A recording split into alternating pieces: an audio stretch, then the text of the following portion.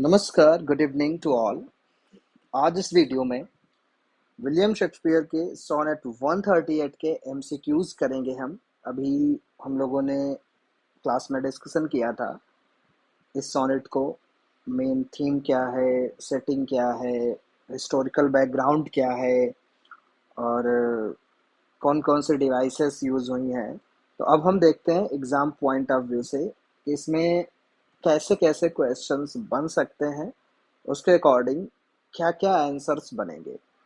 क्योंकि यूट्यूब पे सबसे ज़्यादा जो डिमांड है वो एमसीक्यूज़ की है, तो उसी के आधार पर हम कोशिश करेंगे जितने भी टॉपिक हैं सारे टॉपिक के एमसीक्यू कराएं आप लोगों को, जिससे कि आप लोग एग्ज़ाम सहूलियत से दे सके। चलिए फटाफट शुरू करते हैं। पहला क्वेश्चन है, what is the first line of sonnet 138। तो सभी को पता होगी फर्स्ट लाइन क्या है, क्योंकि सोनेट की शुरुआत यहीं से होती है। तो ऑप्शन नंबर बी हो जाएगा, when my love swears that she is made of truth. Question number two है, what does the poet's lover swear to him. तो पोएट की जो लवर है वो क्या कस्में खाती हैं, ये पूछा गया है। तो वो बार बार कहती हैं that she is honest and truthful. Option number B जो करेक्ट हो जाएगा। What does the speaker admit about his lover. और जो स्पीकर है वो अपने लवर के बारे में क्या एडमिट करता है, तो ये पूछा गया है।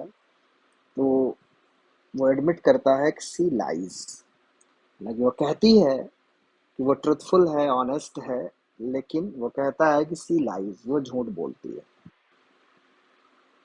फिर नेक्स्ट है, what is ironic about the speakers belief in his lovers word. तो लवर्स के जो वर्ड हैं उसके प्रति स्पीकर जो विश्वास रखता है उसमें क्या आयरनी है, ये पूछा गया। तो आयरनी यही है कि he knows she is lying. Option number B, उसको पता है कि वो झूठ बोलती है। नेक्स्ट है, why does the speaker pretend to believe his lover. ये क्वेश्चन भी पोज किया उन्होंने कि आखिर ऐसा क्यों है कि वो मतलब प्रिटेंड करते हैं कि वो भरोसा करते हैं अपनी लवर पे, इसके बावजूद उनको पता है कि वो झूठ बोलती है। तो इसका जो आंसर सी हो जाएगा, to maintain their relationship. Option number सी।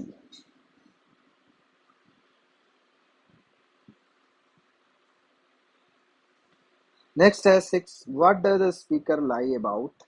जो स्पीकर है वो किसके बारे में झूठ बोलता है। जैसा कि हमने पोएम में डिस्कस किया था कि दोनों लोग झूठ बोलते हैं, दोनों लोग एक दूसरे को चीट करते हैं, धोखा देते हैं। तो स्पीकर क्या धोखा देता है, क्या झूठ बोलता है, तो ऑप्शन नंबर सी हो जाएगा इसमें, हिज एज, अपनी एज के बारे में वो झूठ बोलता है। फिर है next, thus vainly thinking that she thinks me young. What does this line mean. जो एक लाइन यूज हुई है इस पोएम में, thus vainly thinking that she thinks me young. Vainly को हमने बताया इसमें भी पन का यूज हुआ है। इसके दो मीनिंग है, एक वेनली होता है यूजलेस, एक वेनली होता है प्राउड, प्राइड।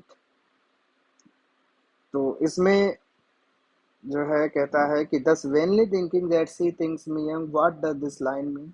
इसका मतलब क्या है, ही थिंक्स, पहला ऑप्शन है she thinks he is rich, दूसरा ऑप्शन है he thinks he believes he is young, he actually is young, she doesn't care about his age. तो ऑप्शन नंबर बी हो जाएगा इसका, he thinks she believes he is young, उसे ऐसा लगता है। What theme is dominant in this sonnet. इस sonnet में थीम कौन सी है, इंपॉर्टेंट क्वेश्चन है, पूछा जा सकता है। तो थीम, पहला ऑप्शन है जेलसी, दूसरा है पॉलिटिकल पावर, तीसरा है लव एंड डिसेप्शन, चौथा है रिलीजियस फेथ। तो इसमें लव एंड डिसेप्शन की बात करी गई है, तो थीम जो है लव एंड डिसेप्शन है इसमें। What literary device is most evident in the sonnet. इस सोनेट में जो सबसे ज्यादा लिटरेरी डिवाइस कौन सी यूज हुई है, ये पूछा गया। तो सिमिली, मेटाफर, आयरनी, पर्सोनिफिकेशन आपके सामने ऑप्शन में है, तो इसके अकॉर्डिंग आयरनी हो जाएगा। अगर आयरनी ना होता तो पन होता, तो पन हो जाता, पन का भी खूब यूज हुआ है इसमें। वाई डज द स्पीकर से बोथ लवर्स लाई। स्पीकर क्यों कहता है, क्या रीजन देता है कि क्यों वो दोनों झूठ बोलते हैं, क्योंकि लास्ट में वो इस बात को बताता है, पहले क्वेश्चन इम्पोज करता है, बाद में बताया जाता है कि आखिर ऐसा क्यों है। तो इसमें ऑप्शन ए है to keep peace and love, दूसरा है टू मैनिपुलेट ईच अदर, तीसरा टू टेस्ट वन अनदर, चौथा है फॉर रिवेंज। तो इसका जो ऑप्शन हो जाएगा to keep peace and love हो जाएगा, ऑप्शन नंबर ए। फिर नेक्स्ट है the poet says love's best habit is in. इसको थोड़ा सा ध्यान से करिएगा। जो लाइन है पोएम में, तो पोएम में जो लाइन है वो कहता है love's best habit is in seeming trust. जो लाइन है वो सीमिंग ट्रस्ट, मतलब एक्चुअल ट्रस्ट नहीं, वो सीमिंग ट्रस्ट की बात करता है। तो इसके अकॉर्डिंग यहाँ पर आप लोगों को ट्रस्ट लग रहा होगा, बट ट्रस्ट ऑप्शन ना होकर यहाँ पे ब्लाइंडनेस होगा। यानी सिर्फ हमें दिखाना है कि हम भरोसा करते हैं, जरूरी है ये। ट्रस्ट है नहीं, मुझे पता है झूठ बोलती हो या मैं भी बोलता हूँ, बट दिखाना है, मानी यानी कि जो सच है उसके प्रति हमें ब्लाइंडनेस रहना है। तो इसमें जो ऑप्शन हो जाएगा सी हो जाएगा, ब्लाइंडनेस। नेक्स्ट है Therefore I lie with her and she with me. What is the pun in this line? तो इसमें जो वर्ड लाई है वो एज ए पन यूज हुआ है, हमने डिस्कस किया था इसको। तो इसमें हो जाएगा option A, lie means both sleep and deceive. Next है which are the following is true about the sonnet tone. Sonnet की टोन क्या है? तो पहला, इट इज ए ट्रेजिक, या इट इज ह्यूमरस, या it is cynical but realistic, या it is romantic and idealistic. तो ऑप्शन सी इसका करेक्ट हो जाएगा, it is cynical but realistic. Next है what does the speaker gain by pretending. जो वो प्रिटेंड कर रहा है कम उम्र का, इससे उसको क्या फायदा है, क्यों ऐसा कर रहा है? उसको मटेरियल गिफ्ट्स मिल रहे हैं, या म्यूचुअल कंफर्ट मिल रहा है, या रिलीजियस अब्सोल्यूशन मिल रहा है, या यूथनेस मिल रही है? तो उसको म्यूचुअल कंफर्ट, ये सोनेट की लाइन में भी है कि वो म्यूचुअली कंफर्ट जोन में है, इसलिए दोनों ऐसा कर रहे हैं, तो म्यूचुअल कंफर्ट मिल रहा है। नेक्स्ट है what is the rhyme scheme of sonnet 138। तो राइम स्कीम आप लोगों को पता ही है, जितने भी शेक्सपियरियन सोनेट है उनकी जो राइम स्कीम है A B C F G जी होती है, जो ऑप्शन नंबर सी में है। तो A B C F G जी, यानी थ्री क्वार्टरेंस होते, एक कपलेट होता है, तीनों जो क्वार्टरेंस होती उनमें एक पहले की ए बी, दूसरे की सी डी, तीसरे की ई एफ, और जो आपका कपलेट होता है उसकी जी जी। The line on both sides thus is simple truth suppressed implies। जो लाइन है इसमें on both sides thus is simple truth suppressed, यानी दोनों साइड से हम लोग झूठ बोलते हैं, इसकी वजह से जो ट्रुथ है उसको दबाया जाता है, छुपाया जाता है। तो इसका मतलब क्या है? पहला, दे आर इन कोर्ट, दूसरा दे बोथ लाई नोइंगली, तीसरा द स्पीकर इज इनोसेंट, चौथा सी इज कंप्लीटली ऑनेस्ट। तो बी ऑप्शन हो जाएगा, दे बोथ लाई नोइंगली, जानबूझकर झूठ बोलते हैं। Which figure of speech is prominent in I do believe her, though I know she lies? तो इसमें कौन सा फिगर ऑफ स्पीच? तो जाहिर सी बात है, एक तरफ लिखा है आई डू बिलीव हर, दूसरी तरफ है आई नो सी लाइज। तो पैराडॉक्स हो जाएगा, क्योंकि ऐसा अमूमन होता नहीं है कि अगर हमें पता है कोई झूठ बोलता है तो हम उस पर क्यों भरोसा करेंगे, जबकि यहाँ पर ये जानने के बावजूद भी भरोसा किया जा रहा है। तो ऑप्शन नंबर सी पैराडॉक्स हो जाएगा। नेक्स्ट है the speaker feels untutored in the world's false subtleties because. एक लाइन है इसमें, untutored in the world's false subtleties, मतलब ये इसलिए शो करता है कि उसे वो दिखाना चाहता है कि उसको दुनियादारी के बारे में नॉलेज नहीं है, जिसकी वजह से हो सकता है उसको पता चले कि वो उसको ऐसा लगे उसके लवर को कि अभी यंग है। तो इसका क्या मतलब है? तो बी ऑप्शन हो जाएगा, he is mocking the idea of being fooled. Next है what is the speaker's attitude toward ageing. Speaker का जो एटीट्यूड है एजिंग के प्रति वो क्या है? फियरफुल है, या एक्सेप्टिंग बट हाइडिंग इट है, या प्राउड ऑफ मेच्योरिटी है, या ह्यूमरस है? तो बी हो जाएगा, एक्सेप्टिंग बट हाइडिंग इट। पता है उसे कि उसकी उम्र ज्यादा है, लेकिन उसको छुपा रहा है, प्रिटेंड कर रहा है कम उम्र का, यानी यूथ होने का प्रिटेंड कर रहा है। What does the sonnet reveal about relationships. ये सोनेट जो है रिलेशनशिप के बारे में क्या बताता है? तो पहला ऑप्शन है they are built only on honesty, दूसरा है लव इज ऑलवेज प्योर, तीसरा है लाइज में सस्टेन लव, चौथा age has no influence. Option number C हो जाएगा लाइज में sustain love. Who is the poet addressing, मतलब जो ये सोनेट है, पोएट किसको एड्रेस कर रहा है? His friend, his mistress, his son, the reader. तो हिज सन, जैसा कि हम लोगों ने पढ़ा था, 1 to 126 सोनेट फ्रेंड को यानी बिलवेड को, WH को उसने किए हैं। इसके बाद के 127 से बाकी 152 तक यानी 26 जो हैं उनको डार्क लेडी को किए गए हैं एड्रेस। तो ये 138 जो है ये उसी में से है। फिर लास्ट के जो दो बचते हैं वो क्यूपिड को किए गए हैं, तो ये चीज ध्यान रखना। तो इस वजह से यहाँ पर सॉरी हमने हिज सन में टिक लगा दिया है, हिज मिस्ट्रेस होगा, जो गलती से हिज सन में लग गया है। तो यहाँ पर जो करेक्ट ऑप्शन है ऑप्शन नंबर बी है, हिज मिस्ट्रेस। नेक्स्ट है simply I credit her false speaking tongue, what does this show. मतलब जो इसमें एक लाइन है simply I credit her false speaking tongue, इसका मतलब क्या है? मतलब उसको पता है कि उसकी टंग है वो झूठ बोल रही, लेकिन फिर भी मैं उसे क्रेडिट दे रहा हूँ, तो इसका क्या मतलब है? यानी सेल्फ डिसेप्शन है, खुद को धोखा देना। What role does age play in the sonnet, age का इस सोनेट में क्या रोल है? तो एज जो है ग्लोरीफाइड की जा रही है, या इग्नोर की जा रही है, या डिसगाइज्ड है, या it is exaggerated? Obviously it is disguised, को छुपाया जा रहा है। The poem presents love as, इस पोएम में लव को किस तरीके से प्रेजेंट किया गया है? डिवाइन लव है, फुलिश लव है, बेस्ड ऑन इल्यूजन है, या वायलेंट है? तो बेस्ड ऑन इल्यूजन है, ये वर्ड भी यूज किया गया है, इल्यूजन यानी वो एक भ्रमजाल बना के रखे हुए हैं कि सब कुछ अच्छा है, सारी चीजें हैं। तो ये बेस्ड ऑन इल्यूजन लव है। How does the speaker deal with the truth, speaker जो है ट्रुथ को कैसे डील करता है? तो ट्रुथ को वो ओपनली एक्सेप्ट करता है, या हाइड्स फ्रॉम इट, या ट्विस्ट इट फॉर कंफर्ट, या fights against it? Obviously option number C, twist it for comfort. Love's best habit is in seeming trust, यही सेम क्वेश्चन था तो उसमें सीमिंग ट्रस्ट नहीं यूज हुआ था, तो यहाँ पर लिखा है love's best habit is in seeming trust, इसका क्या मतलब है?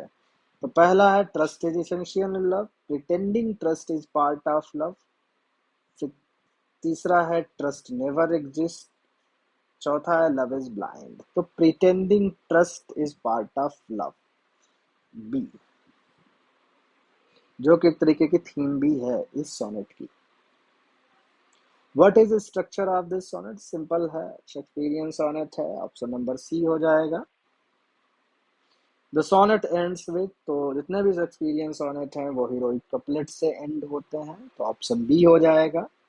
What feeling does the sonnet mostly express, इस सोनेट में कौन सी फीलिंग ज्यादातर एक्सप्रेस की गई है? Anger, joy, bitter sweet acceptance, या जेलसी? तो ऑप्शन नंबर सी हो जाएगा, bitter sweet acceptance. Which of the following best summarise the poem's message, poem के मैसेज को बेहतर तरीके से कैसे समराइज किया जा सकता है? तो पहला ऑप्शन है लव इज आइडियल, दूसरा है ट्रुथ ऑलवेज प्रीवेल्स, तीसरा है love often involves mutual deceit, चौथा यूथ इज मीनिंगलेस। तो जब हम इस सोनेट की बात करेंगे तो इसमें love often involves mutual deceit पे बात करी गई है। The phrase words false subtleties refers to, इसमें फ्रेज यूज हुआ है वर्ड्स फॉल्स सब्टिलिटीज, इसका क्या मतलब है? तो डिसीट इन सोसाइटी, दुनियादारी यानी अनुभव जिसे कहते हैं, नहीं कहते एक आदमी पढ़ा लिखा होता है, एक उम्र के साथ साथ अनुभव प्राप्त करता है, तो आदमी कहता है कि उनको दुनियादारी बहुत आती है, तो deceit in society. What kind of sonnet is this, तो ये तो अभी हो चुका है, शेक्सपियरियन सोनेट है, option number C. Therefore I lie with her and she with me and in our false by lies we flattered be, ये last का आपका कपलेट है, लास्ट की लाइंस है। तो इसमें टोन कौन सी है? सरकास्टिक है, बिटर है, विटी एंड रिफ्लेक्टिव है, इनवियस है? तो ऑप्शन नंबर सी हो जाएगा, witty and reflective. How many quatrains are in sonnet 138? अभी हमने बात करी थी कि शेक्सपियर के सोनेट में 4 क्वार्टरेन्स होते हैं, सॉरी 3 क्वार्टरेन्स होते हैं, 4 4 लाइन के। तो 3 क्वार्टरेन्स होता है और एक कपलेट होता है। तो इसमें जो है ऑप्शन नंबर बी हो जाएगा जो 3 दिया है। What is the function of the final couplet? जो फाइनल कपलेट है उसका फंक्शन क्या है? पहला, टू क्वेश्चन लव। दूसरा, टू रिपीट द आर्ग्यूमेंट। तीसरा, टू कंक्लूड एंड समराइज। चौथा, to introduce a new theme. तो जब क्वेश्चन की बात करेंगे तो क्वेश्चन आता है स्टार्टिंग की 8 लाइन में।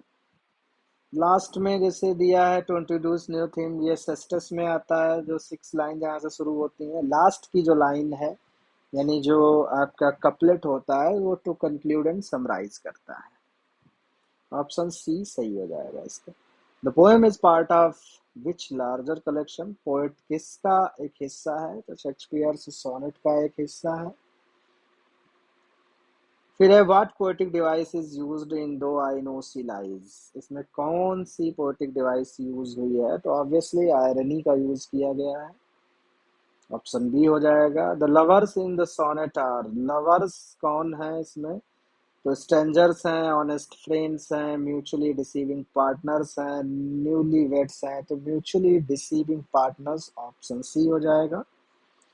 The line thus vainly thinking that she things me young implies, vainly में भी पन का यूज हुआ है, मैंने अभी बताया था। तो इसका क्या मतलब है? Thus vainly thinking that she things me young implies.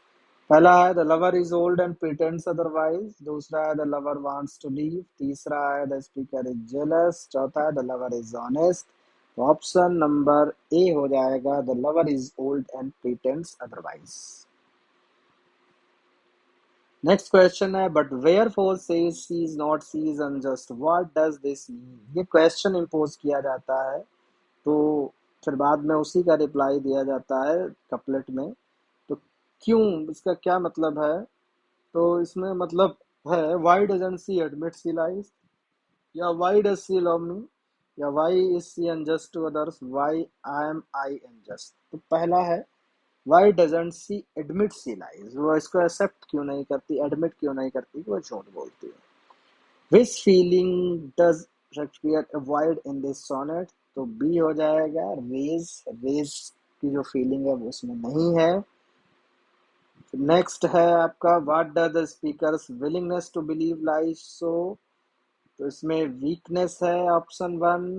B है इमोशनल मेच्योरिटी। तीसरा है विजडम। चौथा है डिपेंडेंसी। तो इसका करेक्ट ऑप्शन हो जाएगा इमोशनल मेच्योरिटी। नेक्स्ट है the speakers relationship with his mistress is based on. तो पहला है कंप्लीट ऑनेस्टी। दूसरा है लस्ट एंड पावर। तीसरा है म्यूचुअल अंडरस्टैंडिंग ऑफ लाइफ। चौथा है रिवेंज। तो इसका ऑप्शन सी हो जाएगा mutual understanding of life. Option number C. Shakespeare explores ageing in the poem by, इसमें एजिंग को शेक्सपियर कैसे एक्सप्लोर करता है? Accepting it humbly, lying to conceal it, avoiding the subject. चौथा है शोइंग एंगर अबाउट इट। तो इसका option हो जाएगा B lying to conceal it, झूठ बोलता है उसको छुपाने के लिए। What does the poem suggest about love in old age? Poem जो है ओल्ड एज में लव के बारे में क्या सजेस्ट करती है? पहला, इट डाइज। दूसरा, इट बिकम्स मोर स्पिरिचुअल। तीसरा, it survives on mutual illusions. चौथा, इट ग्रोज प्योरर। ऑब्वियसली इस सोनेट के बारे में बात करेंगे तो ऑप्शन नंबर सी सही हो जाएगा, it survives on mutual illusions. Next है इन सोनेट 138 ट्रुथ इज। 138 सोनेट में ट्रुथ है क्या? कांस्टेंट है, या ऑलवेज स्पोकन है, या कन्वीनियंटली इग्नोर्ड है, या more important than love? Obviously C हो जाएगा, उसको इग्नोर किया जा रहा है जानबूझकर। The speaker views lying in love age. तो लाइंग जो है लव में उसके अकॉर्डिंग कैसा है, उसका रोल क्या है? पहला, सिंफुल है, पाप से भरा हुआ है। दूसरा, प्रैक्टिकल है। तीसरा, रोमांटिक है, या डिस्गस्टिंग है? तो इस सोनेट के अकॉर्डिंग प्रैक्टिकल है। What best defines the sonnet's approach to romantic love? तो रोमांटिक लव के बारे में इस सोनेट की क्या अप्रोच है ये पूछा गया है। तो पहला आइडियलिज्म, दूसरा इमोशनल ऑनेस्टी, तीसरा प्रैक्टिकल कंप्रोमाइज, चौथा एब्सोल्यूट रिजेक्शन। तो सी हो जाएगा practical compromise. Shakespeare uses the sonnet to, पहला प्रेज इटर्नल ब्यूटी, दूसरा रिजेक्ट ऑल लव, तीसरा एक्सप्लोर रियलिज्म इन लव, चौथा describe a new lover. Option C इसका सही हो जाएगा, एक्सप्लोर रियलिज्म इन लव हो जाएगा। नेक्स्ट है which is not a name for the type of sonnet this is, मतलब इस सोनेट का क्या नाम नहीं है, नॉट कहा गया तो ये पेट्रार्कन नहीं है। बाकी ये एलिजाबेथन सोनेट है, इंग्लिश सोनेट है, शेक्सपियरियन सोनेट है, तीनों एक जैसे होते हैं। पेट्रार्कन इटालियन सोनेट होता है जो अलग तरीके का होता है, उसको मैंने बताया था। उसमें ऑक्टेव एंड सेस्टेस में डिवाइड होता है, इसकी राइमिंग स्कीम भी अलग होती है। नेक्स्ट है what does the speaker lie about, इसके बारे में स्पीकर झूठ बोल रहा है तो हिज एज, ऑप्शन ए हो जाएगा his age. False speaking tongue is an illusion too, false speaking tongue है वो किसका इल्यूजन है? तो एडम एंड इव का इल्यूजन है। इल्यूजन मतलब क्लासिकल रेफरेंस होते हैं किसी भी टेक्स्ट में, किसी भी पोएम में, मतलब ओल्ड जो लिटरेचर है, जो क्लासिकल लिटरेचर है इपिक टाइप के, उनका जो रेफरेंस देना, उनका एग्जाम्पल देना, तो वो अल्यूजन उनको बोलते हैं। ये हमने बात करी थी। The lover in the poem is generally known as the, तो इस पोएम में जो लवर है उसको किस नाम से जाना जाता है? तो एज ए डार्क लेडी, और ये सोनेट भी डार्क लेडी को ही एड्रेस किया गया है। The poem uses which meter, तो किस मीटर का यूज किया गया? Iambic tetrameter, iambic pentameter, heroic couplets, dactylic hexameter. तो आइएम्बिक पेंटामीटर का यूज किया गया है इसमें, और सोनेट में आइएम्बिक पेंटामीटर का ही यूज होता है। The earliest version of Sonnet 138 was published in a book called, जो अर्लीस्ट वर्जन था वो किस बुक में पब्लिश हुआ था? इसको मैंने बताया था, द पैशनेट पिलग्रम में। वो भी कब? 1599 में, 1599 में पब्लिश हुआ था पैशनेट पिलग्रम में, और 1609 में क्वार्टो में बाद में पब्लिश हुआ, जिसमें सारे सोनेट के बाद में उसी में पब्लिश हुए। कुछ और इसके साथ एटलीस्ट 20 सोनेट थे जो पैशनेट पिलग्रम में पब्लिश हुए थे। What is the difference between the 59 and 1609 versions of the poems? दोनों में डिफरेंस क्या है? पहला ऑप्शन हो जाएगा the earlier version is more judgmental, the earlier version is more judgmental. Next है how does the conclusion of sonnet 138 reinforce the central message of the poem?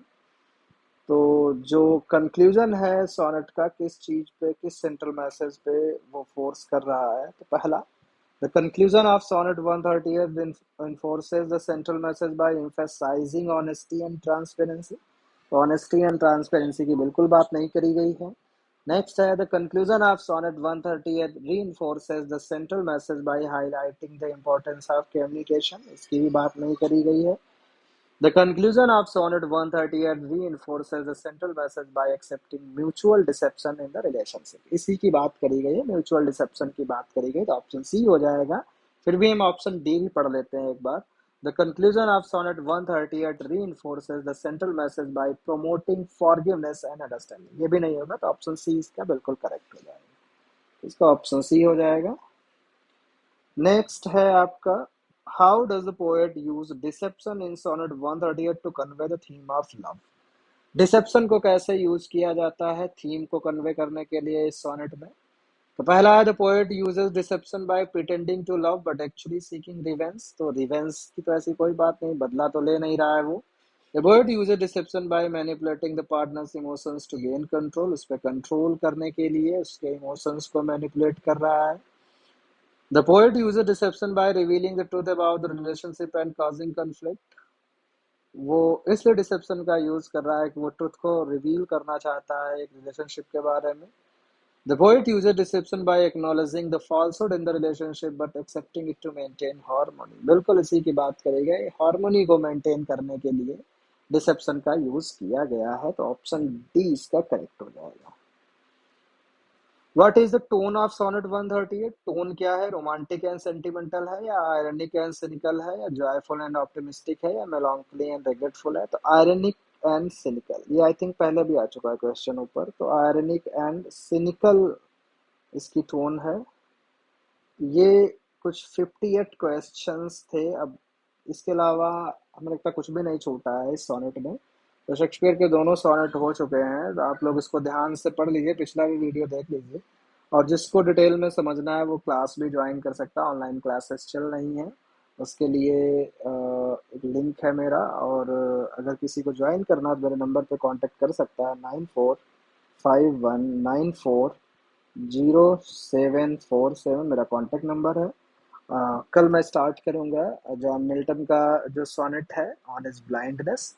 तो ऐसे एक एक करके सारे मैं कर लूंगा। जो क्लास एक डिटेल्ड क्लास चलती है उसमें एक्सप्लेनेशन, थीम, लिटरेरी डिवाइसेस, इन सब पर डिस्कशन होता है।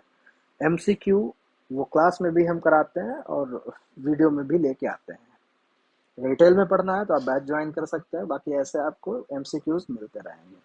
ठीक है, मिलते हैं नेक्स्ट वीडियो में।